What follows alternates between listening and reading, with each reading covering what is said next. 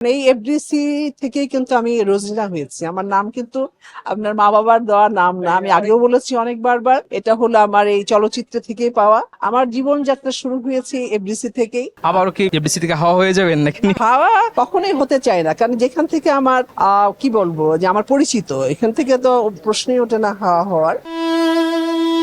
FDC ঘিরে যার এত আবেগ, সেই রোজিনা কেন পর তার এফডিসিতে নিতে বারণ করলেন? হঠাৎ কেন অভিমান জমলো এই অভিনেত্রীর মনে?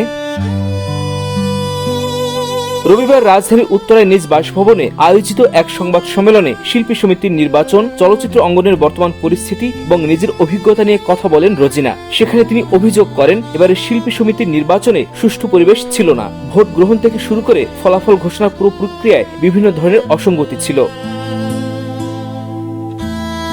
এফডিসি আগের মতো নেই দাবি করে তিনি বলেন, এখানে সম্মান, মূল্যবোধ সবকিছুই নষ্ট হয়ে যাচ্ছে। জীবনে কোনোদিনও আমি শিল্পী সমিতিতে যাব কিনা আমার জানা নেই, তবে মৃত্যুর পর আমার লাশ যেন এফডিসিতে নেওয়া না হয়।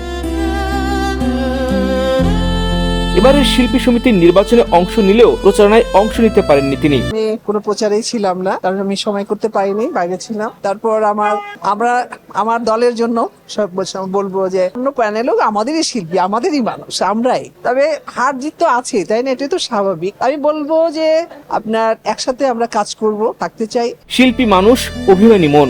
শেষ পর্যন্ত অভিমান ভেঙে আবারও প্রিয় এফডিসিতে রোজিনা ফেরেন কিনা সেদিকে চোখ সিনেমা প্রেমীদের। দিবাকর বিশ্বাস, কালবেলা।